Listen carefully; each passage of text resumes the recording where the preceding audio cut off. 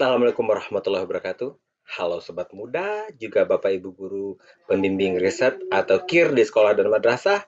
Kembali kita bertemu dalam Baper Yuk, bahas penelitian remaja yuk. Oke, pada episode ketiga kali ini, kita akan membahas tentang proposal Meres bidang soshum, sosial humaniora. Jadi, buat adik-adik dan Bapak Ibu Guru Pembimbing yang akan membimbing siswanya untuk membuat proposal bidang sosial humaniora, perlu banget nih untuk menonton episode kali ini. Kita akan ngobrol bersama Kak Maila Dinia Husni Rahim atau Kak Maila dari UIN Jakarta. Beliau adalah juri untuk Mares bidang sosial humaniora. Nah, tentu saja kegiatan Mares 2021 ini juga bagian dari upaya Direktorat SKKK untuk mewujudkan apa, teman-teman? Mewujudkan madrasah hebat bermartabat. Buat yang baru saja bergabung di channel ini, jangan lupa ya, silahkan kirimkan sedekah subscribe-nya. Oke, monggo di subscribe. Baik teman-teman semuanya, biar menyingkat waktu, langsung saja yuk kita ngobrol dengan Kak Maila. Dalam sesi episode ketiga ini, membahas tentang template Mares 2021 bidang sosial humaniora. Yuk kita ngobrol. Oke, Assalamualaikum Kak Maila, gimana kabarnya Kak? Waalaikumsalam warahmatullahi wabarakatuh. Baik-baik saja Kak Munas. Ya, ini senang sekali kami dari tim Baper Yuk Aba Academy bisa mengganggu waktunya Kamela di tengah kesibukannya luar biasa ya. Boleh cerita sedikit Kamela, ini belakangan nih kesibukannya apa aja nih? Oh, kesibukannya baru saja menyelesaikan seleksi proposal penelitian dosen-dosen. Nah, Waduh, jadi memang Kamela ini luar biasa ya. Seleksi proposal anak-anak madrasah sanawiyah ya, madrasah aliyah, dosen-dosen juga iya. Ya, luar biasa. alhamdulillah. Alhamdulillah. Nah, ini kan sekarang kita sudah mau masuk nih Kak Maret 2021. Nah, kan Kak Mera Mhm. juga menggawangi Maret sejak Maret pertama 2018 sampai sekarang. Nah, khususnya untuk bidang sosial humaniora kan ya Kak ya. Iya, Nah, benar. gimana Kak Mela melihat perkembangan mungkinnya dari Maret pertama di Bengkulu sampai sekarang di bidang sosial humaniora? Wah, kalau saya ngelihatnya semakin tahun semakin bikin kakak-kakaknya pusing ya karena adik-adik ini ide-ide briliannya itu luar biasa sekali. Saya pikir karena masih muda jadi suka berpikirnya itu out of the box. Jadi ide-idenya itu yang tidak terfikirkan oleh orang lain dijadikan tema penelitian. Dan juga lagi setiap tahunnya itu bertambah terus pesertanya. Waduh, jadi tiap tahun pesertanya bertambah banyak ya Kak ya. Dan ternyata topik-topiknya juga di luar perkiraan berarti ya. Benar. Jadi, selain di luar perkiraan, juga sangat up to date ya, sesuai dengan apa Oke. yang lagi jadi perbincangan. Oke, siap siap. Nah, lalu nih Kak, ini kan, tahun lalu mungkin, kita dapat proposal cukup banyak. Nah, Iya, benar. tahun ini, mungkin kita berharap lebih banyak lagi ya. Jadi Iya kita lebih dong. banyak, madrasah yang mengirimkan. Cuman ada pertanyaan nih Kak, dari teman-teman madrasah, khususnya yang mungkin belum pernah ikut MyRes, ya, madrasah-madrasah yang belum pernah ikut MyRes, mereka bertanya, dalam waktu kurang lebih 25 hari tersisa nih, karena harus submit proposal 25 Juli, mereka harus bikin proposal, itu mereka harus start dari mana gitu. Yang pertama harus punya masalah ya, Oke. jadi itu ya langkah penelitian yang pertama.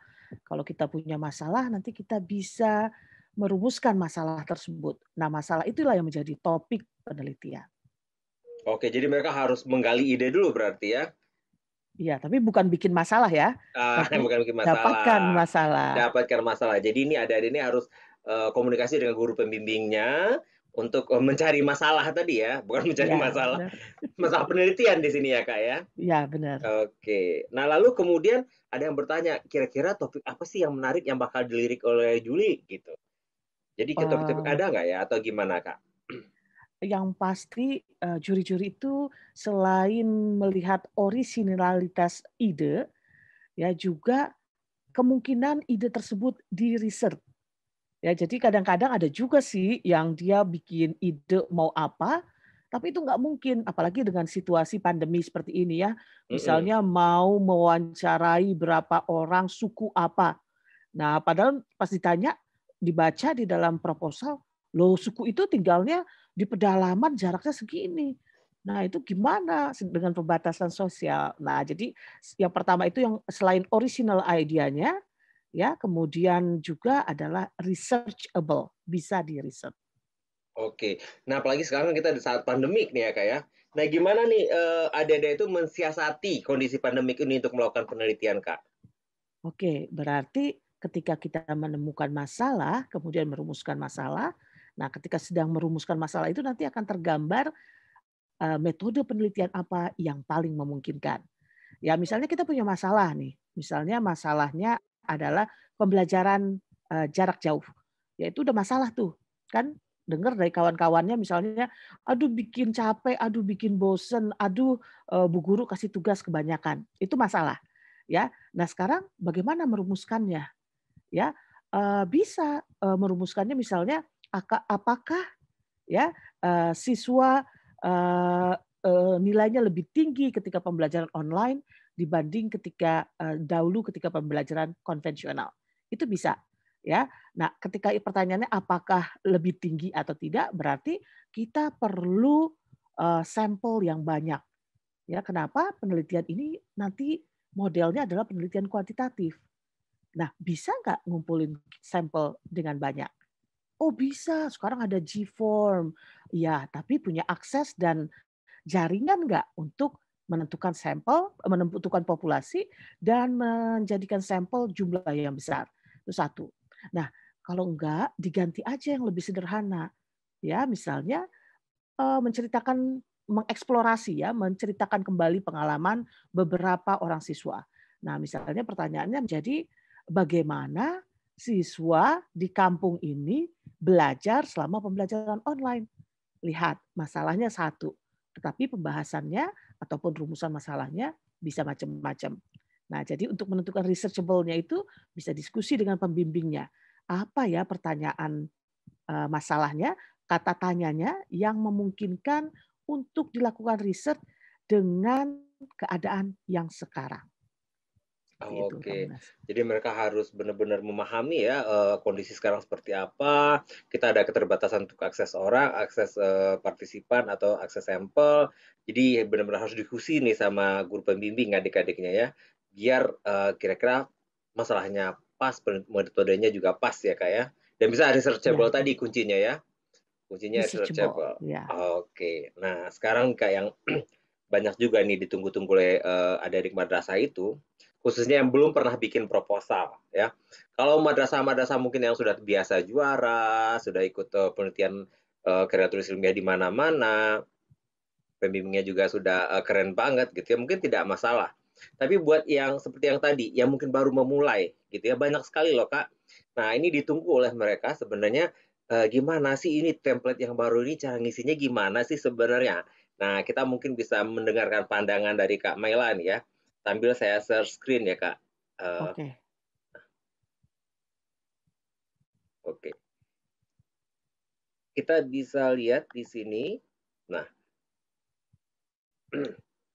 kalau buat judul sudah nggak masalah tuh Kak. Judul maksimum 15 kata ini gimana ada itu pinter lah ya untuk mengolah judulnya bersama dengan guru pembimbing.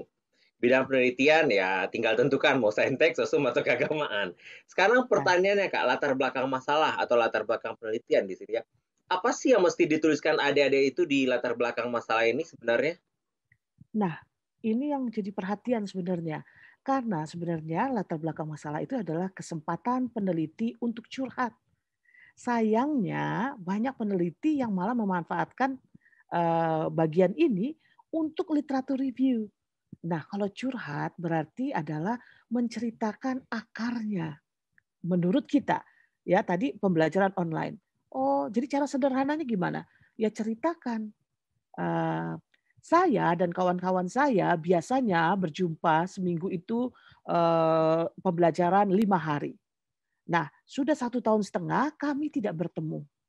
Ya, pada semester pertama ketika pembelajaran online dimulai, kami berpikir paling hanya beberapa hari saja. Setelah beberapa hari berjalan, kok nggak juga belajar ke sekolah. Kemudian kita bilang, oh mungkin sebulan lagi. Nah lama-lama pembelajarannya kok nggak balik-balik ke sekolah lagi, ya. Nah, kami mulai menemukan berbagai masalah yang tadinya adalah sebenarnya sukacita. Ya, coba siapa yang nggak senang, ya, belajar di rumah terus, ya, tanpa waktu, schedule yang jelas atau bisa dibilang schedule-nya lebih fleksibel. Nah, sekarang setelah 3 bulan baru terasa, waduh, kok pembelajaran seperti ini. Nah, curhatan yang seperti ini kemudian dibahasakan. Nah, di dalam latar belakang masalah ini harus ditulis 450 kata itu jangan satu paragraf ya.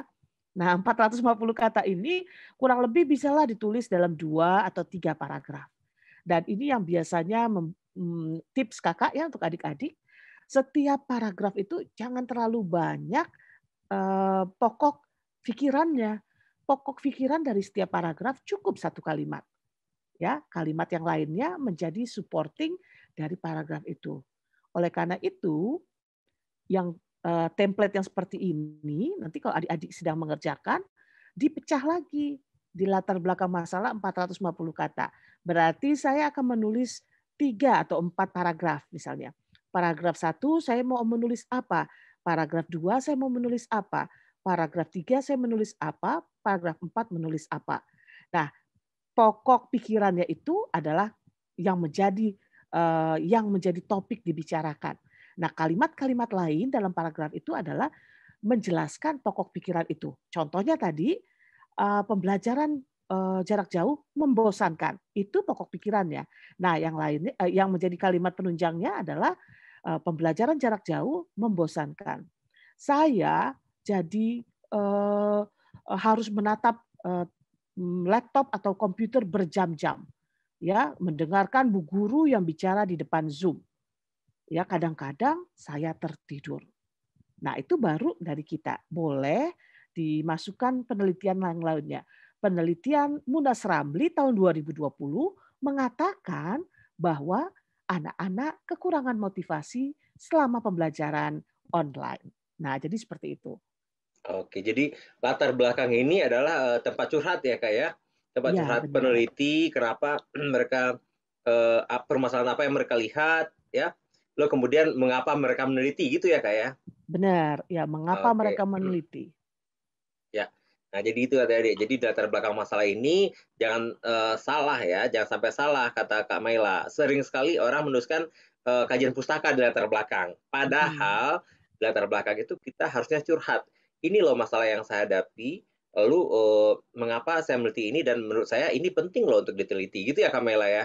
Iya, benar. Nah, jadi literatur review yang ada pada latar belakang atau bukan literatur review ya, mungkin referensi yang ada pada latar belakang adalah untuk menjelaskan curhatnya kita, ya. Nah, yang Oke. sering ditemukan itu kan, eee siswa atau kita itu menuliskannya misalnya, yang dimaksud dengan pembelajaran online adalah, nah itu nanti cukup setelah ini, ya. Oke. Nah, kalau rumusan masalah dan tujuan penelitian, Kak. Nah, rumusan masalah ini apakah sebaiknya pertanyaan atau, sebaiknya pernyataan? Ya, kalau rumusan masalah bentuknya adalah pertanyaan dan tujuan penelitian adalah pertanyaan tersebut yang dijadikan kalimat pernyataan. Oke, jadi simpelnya begitu ya, Kak, ya? Apalagi buat adik-adik pemula ini, buat rumusan masalah, tulis saja dalam bentuk pertanyaan, nanti pernyataannya di tujuan penelitian ya, berkaitan dengan Iya, apa yang mereka rumuskan ya. iya, Boleh kasih contoh sedikit nggak, Kak? Misalnya rumusan masalah itu contohnya kayak bagaimana tadi gitu ya? oke. Misalnya bagaimana pembelajaran online mempengaruhi motivasi belajar siswa. Itu adalah rumusan masalah. Mhm, Bagaimana pembelajaran online mempengaruhi motivasi belajar siswa. Nah, oke. tujuan penelitiannya berarti adalah penelitian ini bertujuan untuk memahami bagaimana pembelajaran online mempengaruhi minat belajar atau motivasi belajar siswa. Nah, gitu Adik-adik, gampangan ya. Untuk rumusan masalah, bikin sebuah pertanyaan terkait permasalahan kita, tujuannya adalah pernyataan. Diawali saja dengan penelitian ini bertujuan untuk ya, Kak Mela ya? Iya, benar. Ya, terima kasih. Nah, itu bagian awal-awal sudah kita isi tuh. Nah, lalu kemudian Kak Mela ini yang banyak bingung juga nih, manfaat penelitian itu apa sih, Kak? Sebenarnya terus aku harus nulis apa gitu? Nah, manfaat penelitian itu, sebenarnya adalah, oke kita punya rumusan masalah, kita punya tujuan, Terus ada manfaatnya nggak? Kenapa mau mencapai tujuan itu? Mengapa mau tahu bagaimana pembelajaran online akan mempengaruhi motivasi belajar siswa? Oh, karena saya mau siswa-siswa di tahun berikutnya akan lebih termotivasi. Iya, berarti yang mendapat manfaat pertama adalah siswa. Oh, karena Oke. siswanya termotivasi, siapa lagi yang mendapat manfaat? Orang tua, karena orang tuanya nggak usah capek-capek nyuruh anaknya belajar misalnya. Kemudian siapa Mhm. lagi? Guru. Kenapa? Karena guru jadi mengajar lebih mudah. Siapa lagi? Sekolah misalnya. Nah, jadi manfaat itu jangan cuma satu pihak yang diuntungkan atau mendapat manfaat. Sebaik-baiknya manfaat itu ada beberapa stakeholders atau pihak yang memang nanti akan merasakan secara langsung manfaat dari penelitian kita. Oke, gitu. Jelas ya Adik-adik ya. Jadi manfaat penelitian itu siapa saja nih kelompok masyarakat yang akan teruntungkan dengan penelitiannya ya. Dan lalu bagaimana itu bisa bermanfaat bagi mereka. Nah, ini nih yang suka banyak yang nanya nih Kak, bingung juga. Ini ada kajian teori, ada tinjauan pustaka. Sebenarnya Kak Mela, kajian teori sama tinjauan pustaka itu bedanya apa sih? Lalu apa yang harus diisikan nih di kajian teori dan apa yang harus kita isikan di tinjauan pustaka? Oke, kajian teori untuk penelitian kualitatif dan kuantitatif fungsinya berbeda. Pada penelitian kuantitatif, teori yang dijadikan kajian teori kita itu akan dibuktikan dengan penelitian kita. Misalnya, ada suatu teori yang mengatakan ini ada penulis namanya Hodgers, ya dia bilang bahwa ini namanya bukan pembelajaran online, tetapi ini adalah emergency remote learning, pembelajaran jarak jauh pada masa darurat. Nah, dia bilang pembelajaran jarak jauh pada masa darurat adalah penting untuk memutus rantai angka persebaran virus. Itu teorinya dia. Ya, bagaimana dia sangat berkeyakinan emergency remote learning adalah salah satu cara untuk memutus mata rantai virus.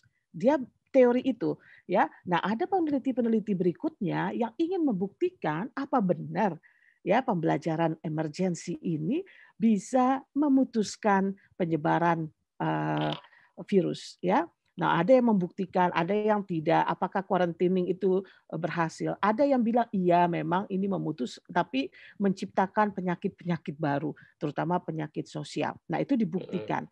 Nah, kelihatan sekali bentuknya itu adalah teori, bukan definisi. Nah, kalau tinjauan pustaka bisa digunakan definisi-definisi.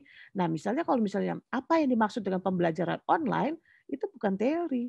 Tapi kalau pembelajaran online ya adalah di masa darurat adalah pemutus mata rantai virus. Itu teori karena ada pernyataan yang berasal dari kajian empiris sebelumnya yang dilakukan oleh penelitian sebelumnya. Dan hasil empiris tersebut sudah dibuktikan kemudian oleh penelitian-penelitian lanjutan, maka dia menjadi teori.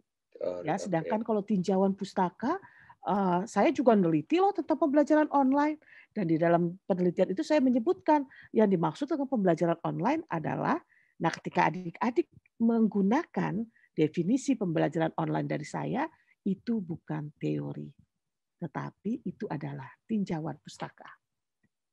Oke. Nah, kalau buat yang penelitian kualitatif, Kak, itu kan kuantitatif tadi itu. Nah, Oke. Pada penelitian kualitatif, teori itu sebenarnya akan digunakan untuk nanti mendiskusikan hasil. Oleh mhm, karena itu, menjadi pijakan di mana seorang peneliti itu melangkah, tetapi bukan mau dibuktikan. Ya, mhm, contohnya, saya mau meneliti tentang tadi pembelajaran online dan motivasi belajar. Nah, ada tuh teori-teori motivasi belajar. Ya, teori-teori motivasi belajar itu ada yang misalnya social learning motivation, ya bahwa motivasi itu dipengaruhi oleh keadaan sosial.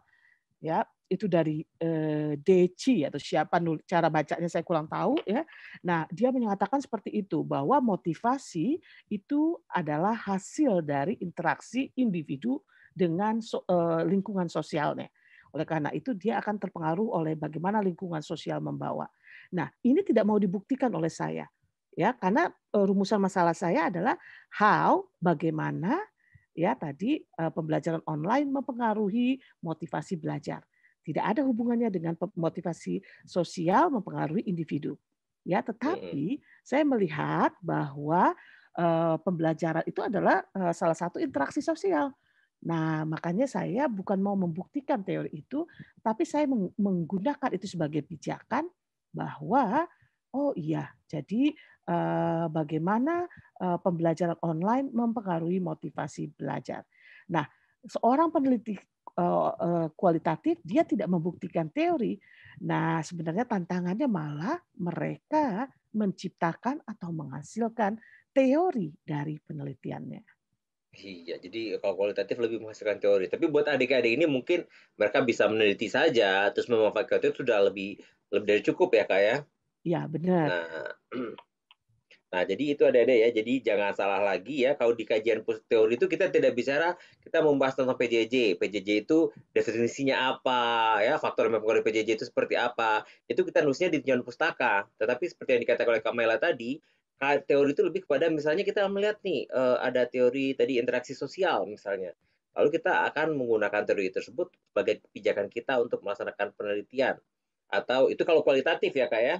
Ya, Kalau benar. kuantitatif itu misalnya kita ingin membuktikan teori orang ini benar atau enggak ya kita coba melaksanakan. Bisa saja karena mungkin teori itu berasal dari tokoh-tokoh di negara maju yang mungkin latar belakangnya berbeda dengan negara kita, kemudian pada akhirnya ternyata berbeda hasilnya dengan kita. Tapi itu kan kita sudah membuktikan ya kak ya. Iya. Jadi Nah, meneliti itu bukan berarti harus benar terus.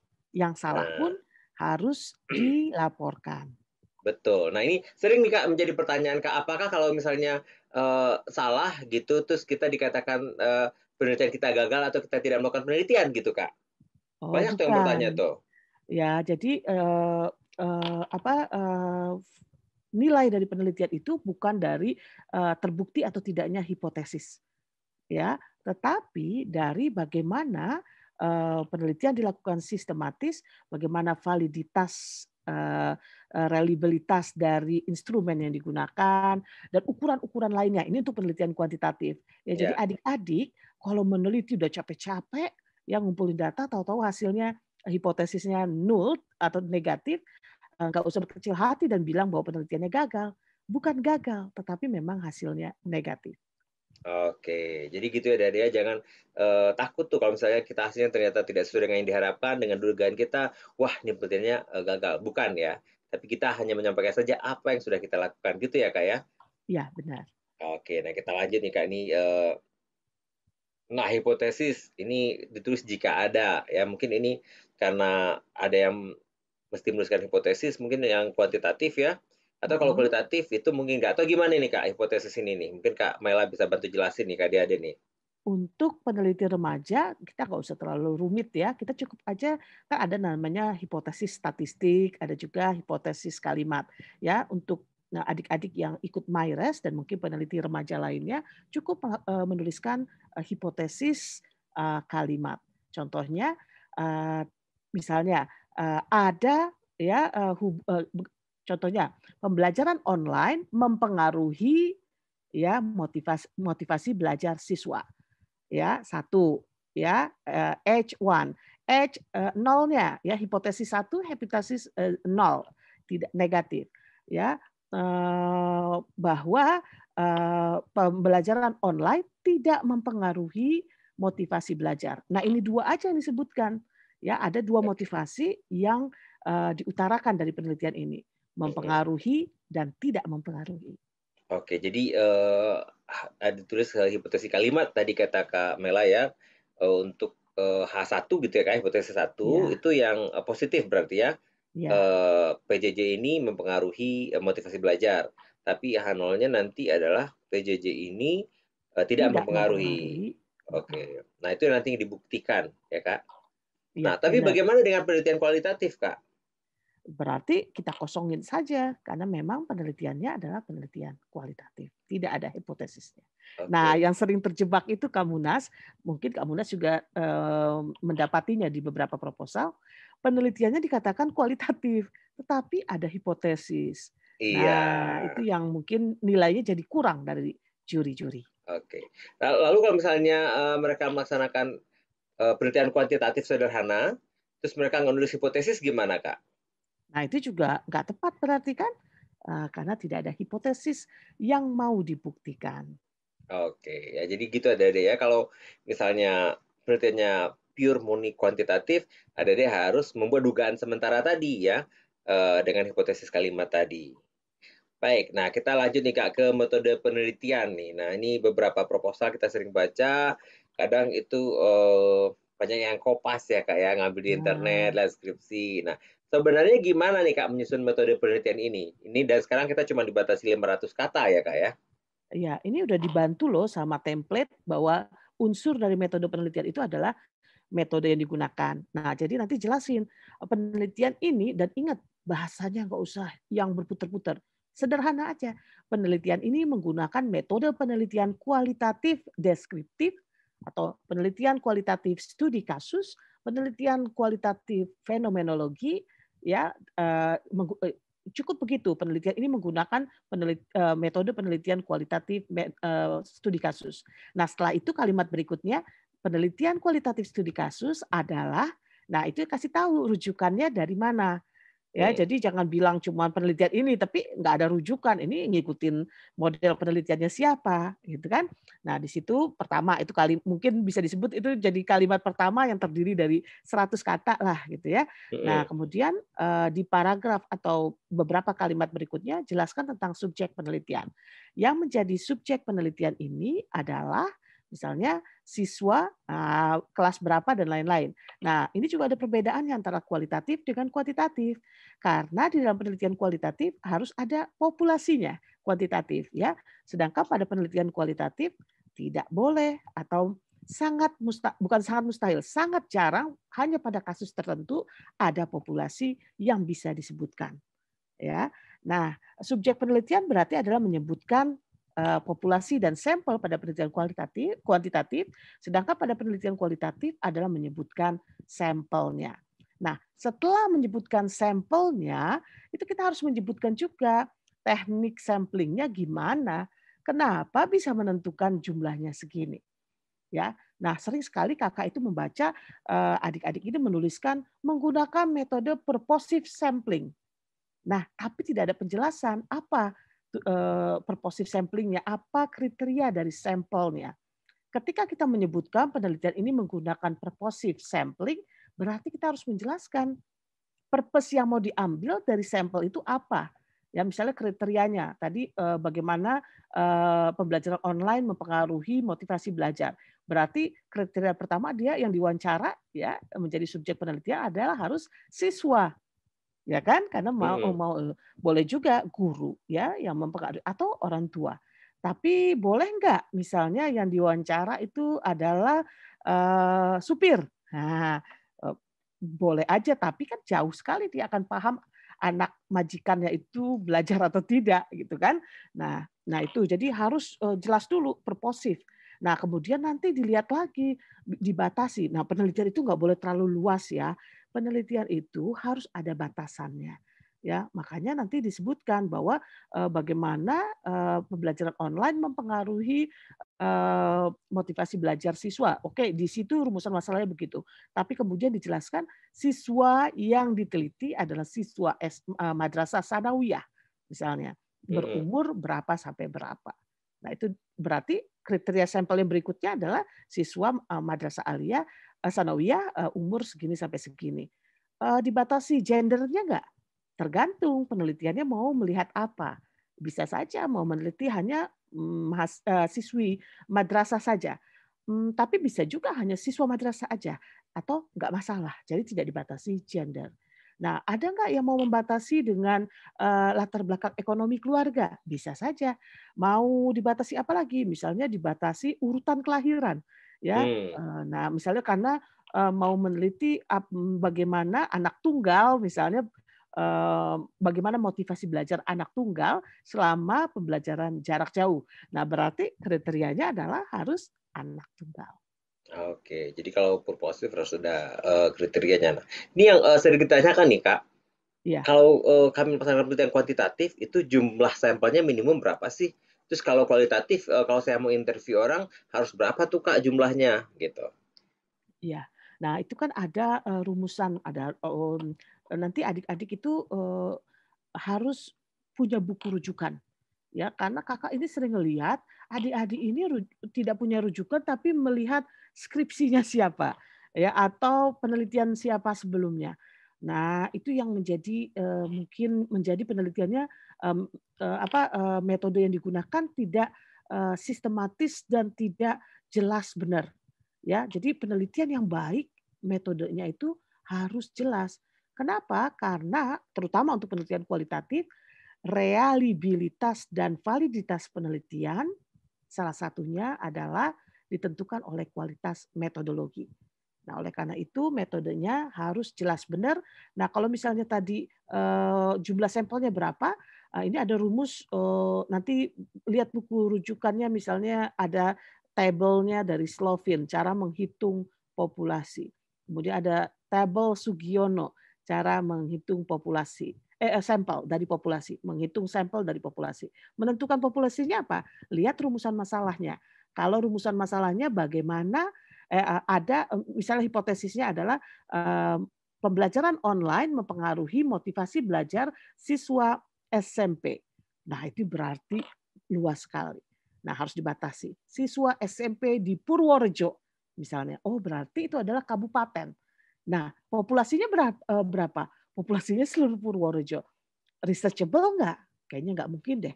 Nah, kalau gitu dibatasi per kecamatan. Oh enggak, dibatasi 3 sekolah. Nah, jadi yang menentukan itu kita. Nah, Hmm, nanti itu untuk menentukan populasi karena itu dibatasi oleh batasan masalah kita. Nah, menentukan sampelnya baru kita melihat tabel-tabel ataupun rumusan yang tadi Kakak sebutkan, Slovin, Sugiono, dan lain-lain. oke. Nah, tapi kalau yang kualitatif gimana tuh, Kak?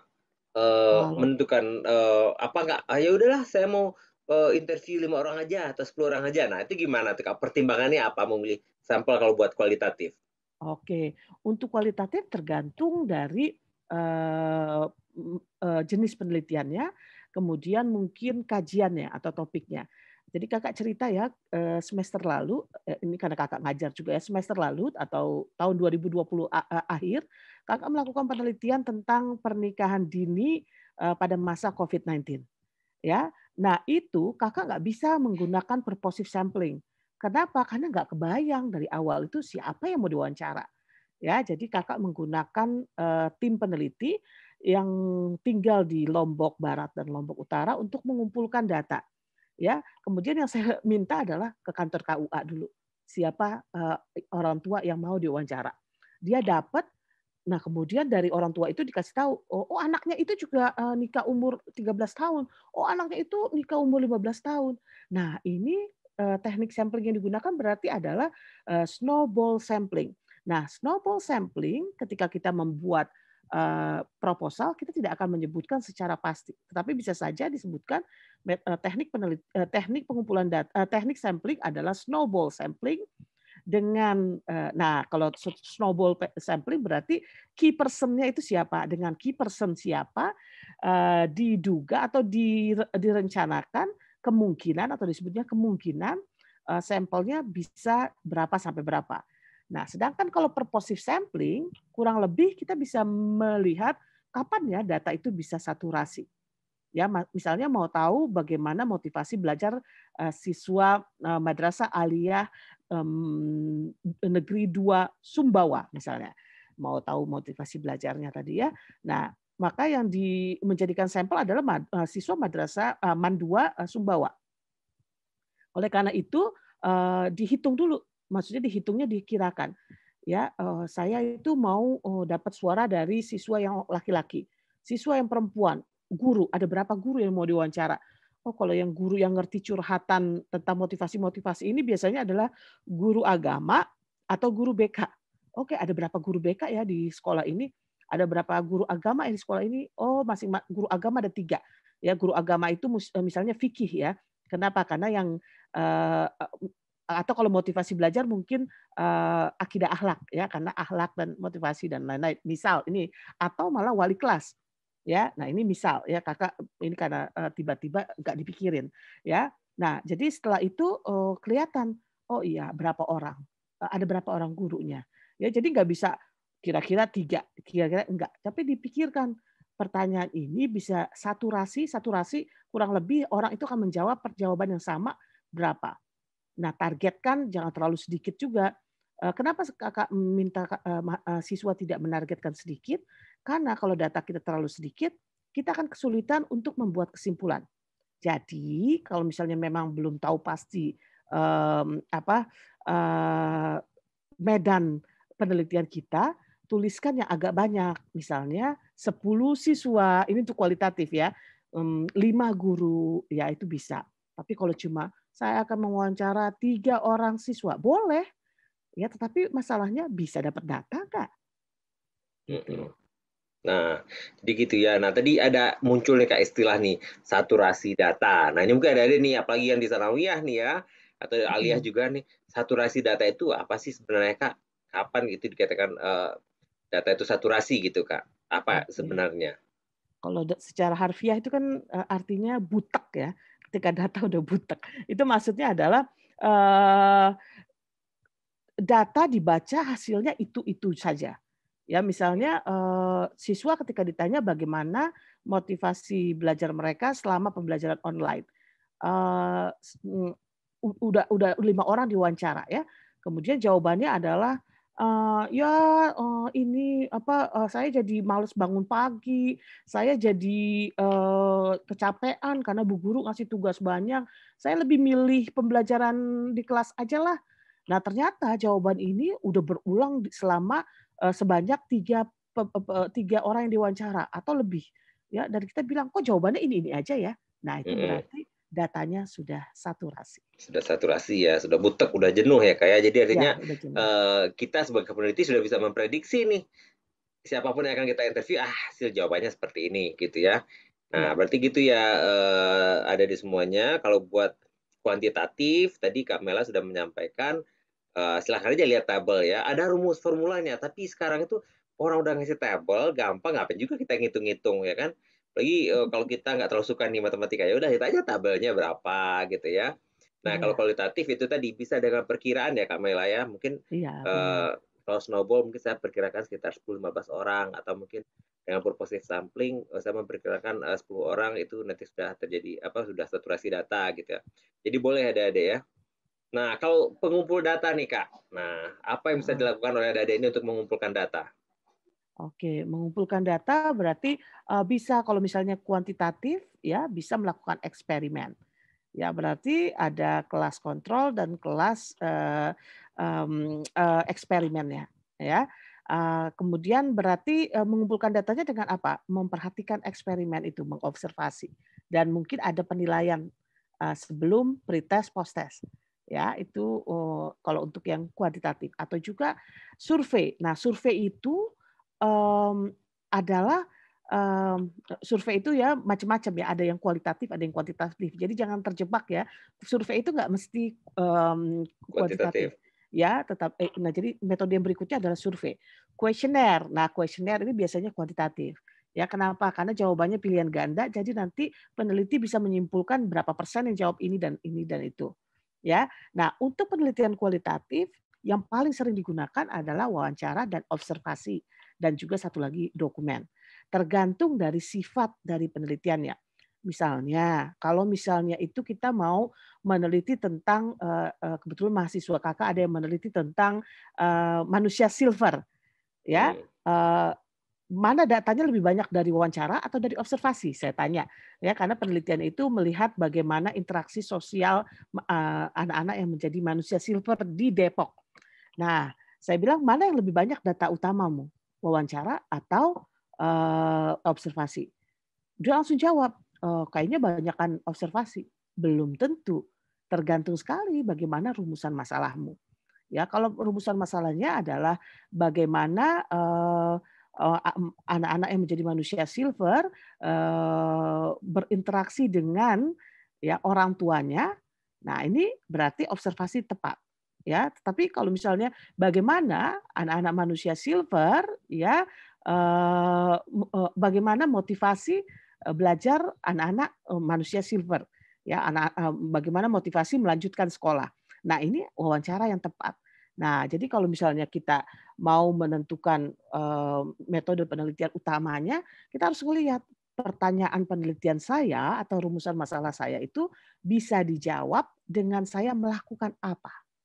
Oke, Oke. ya.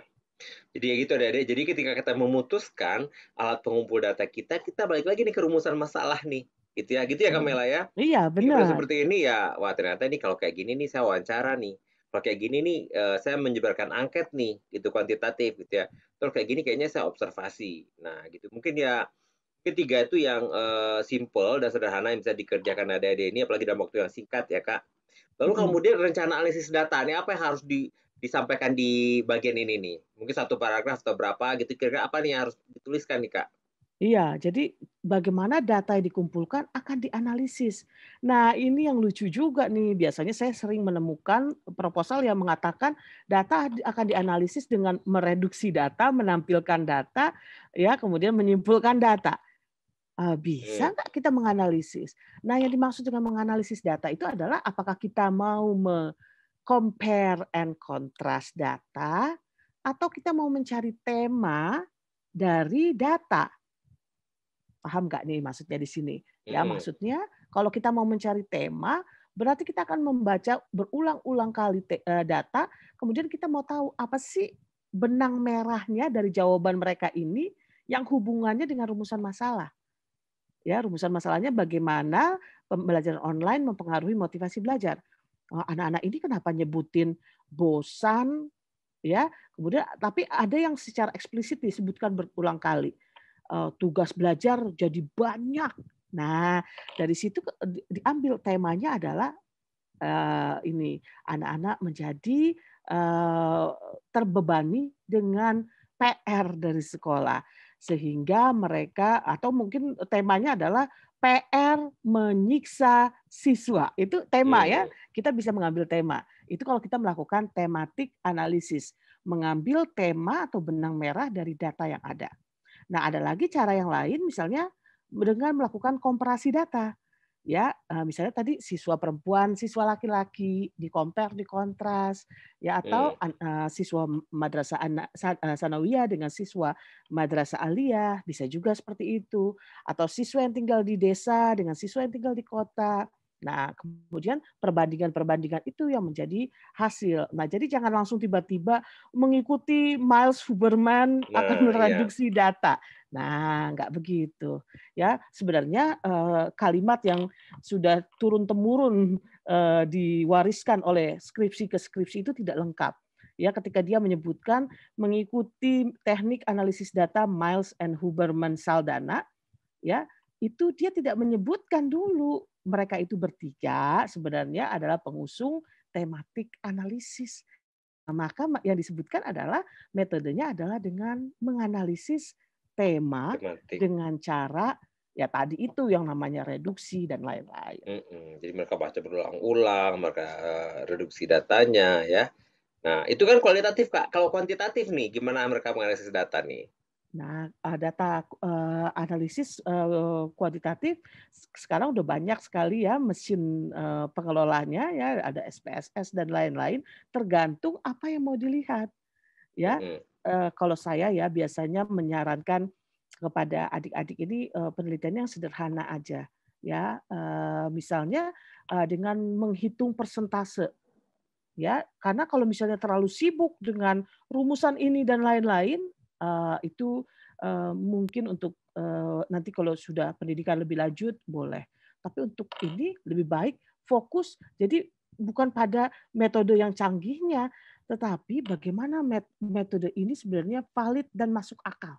Ya contohnya, ya mau tadi tahu tentang motivasi, belajar, siswa menjadi lebih termotivasi ketika pembelajaran online. Ya siswa termotivasi. Nah berarti, coba dibuat angket, pertanyaan apa, nanti berapa persennya, itu yang disebutkan. Ya, lebih baik seperti itu. Jadi datanya dianalisis dengan menghitung persentase misalnya, seperti itu. Ini karena jadi kalau buat adik-adik ini ya karena masih masih pendidikannya masih di MTS, SMA, nggak dituntut juga kalian tuh harus menggunakan SPS dan lain-lain ya Kak. Jadi Enggak, deskriptif sederhana saja. Kalian bicara tentang berapa banyak, kalau kalian presentasiin, lalu kalian bisa bikin grafik sederhana gitu ya Kak. Itu ya sudah cukup benar. bagi mereka. Nah, jadi nggak usah berpikir lah saya pakai uji ini dengan menggunakan SPSS dan lain. Aduh, Nggak usah. ketinggian ada yang nggak usah. Jadi jangan berpikir yang kompleks dan complicated, jangan menyusahkan diri sendiri sebenarnya. Iya, Nah, benar. kalau jadwal penelitian ya mungkin ini sudah paham lah Dada ya, bikin aktivitas apa yang akan dikerjakan dan begitu juga dengan daftar pustaka bisa dibimbing lah sama guru-guru di madrasahnya ya. Nah ini terima kasih Oke. banyak nih Kamela sudah membahas tentang Juknis. Nah terakhir nih sebelum kita tutup nih Kak, kira-kira tips apa nih yang bisa diberikan kepada adik-adik khususnya yang berminat di bidang sosial humaniora untuk bisa menyelesaikan proposal dalam sisa waktu 25 hari nih Kak? Pertama, buat kerangkanya dulu. Ya, template itu jangan langsung ke template-nya nyemplung, tapi jelaskan dari setiap bagian itu apa yang mau dijelaskan. Nah, dengan begitu bisa cepat kita, oh ya, masukkan curhatan, tunjang curhatan itu dengan referensi dan lain-lain ya. Ini membantu sekali sehingga kita menjadi terstruktur ketika menulis. Dan tentu saja penelitian itu harus menyenangkan. Jadi pastikan tema yang dibahas adalah tema yang memang menjadi ya fokus ataupun yang menarik sekali yang adik-adik mau tahu. Ya. Itu ada 2 tips tuh dari Kak Mela tuh ya. Yang pertama bikin kerangka dulu nih buat setiap komponen-komponen di template itu. Jadi jangan bikin free writing ya, kepikiran terus tulis nggak kayak gitu ya. Nah, yang kedua Jangan. biar adik-adik gampang dan biar nggak pusing ya, nggak capek-capek, bikin temanya, tema penelitiannya, cari tema atau misalnya menyenangkan bagi kalian ya. Jangan Benar. jadi misalnya nih di satu madrasah ada tema nih kadang nih ya Kak ya, ada tema nih guru pembimbingnya dapat tema gitu ya. Nah, nanti bisa Iya. diberikan kepada adik-adik. Nah, kalau seandainya kalian tidak tertarik ya nggak apa-apa, bilang aja sama bapak guru, ibu gurunya mungkin kita bisa mencari tema yang lain gitu ya. Jadi Ya, benar. pastikan kalian tertarik dan kalian yakin dengan melakukan penelitian itu kalian akan bahagia, akan senang. Apalagi di pandemik nih Kak, senang dan bahagia itu Benar. menaikkan imun ya kan. Iya. Iya, Oke. benar. Dan juga dari pengalaman yang tahun lalu ya Kak Munas ya, jangan juga penelitian yang membahayakan.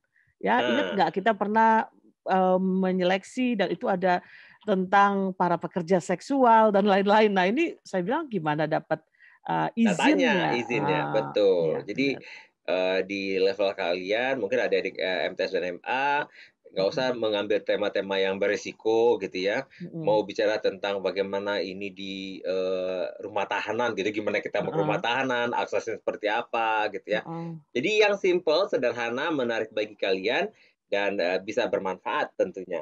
Gitu ya Kamela ya. Bener banget ya. Oke. Selamat menulis proposal. Sampai jumpa di tahapan seleksi nanti. Iya, terima kasih banyak Kak Mela, obrolannya luar biasa dan tips-tipsnya semoga bisa bermanfaat bagi adik-adik mahasiswa MTS dan MA. Dan sekali lagi semoga ini bisa menjadi acuan nih buat teman-teman yang mau menuliskan proposal. Ya, sekali lagi Ya, terima kasih dan terima ya kasih. assalamualaikum warahmatullahi Assalamualaikum. wabarakatuh. Waalaikumsalam warahmatullahi wabarakatuh. Nah, gimana adik-adik? Seru kan obrolannya? Semoga obrolan kami tadi bisa membantu adik-adik siswa Madrasah Sanawiyah dan Madrasah Aliyah yang akan mengembangkan proposal bidang sosial humaniora untuk berkompetisi dalam Mares 2021. Nah, bagaimana untuk bidang agama? Kita akan bahas di episode berikutnya. Kali ini cukup sampai di sini dulu. Sampai ketemu di episode berikutnya. Mohon maaf jika ada salah. Assalamualaikum warahmatullahi wabarakatuh. Baper yuk, bahas penelitian remaja. Yuk.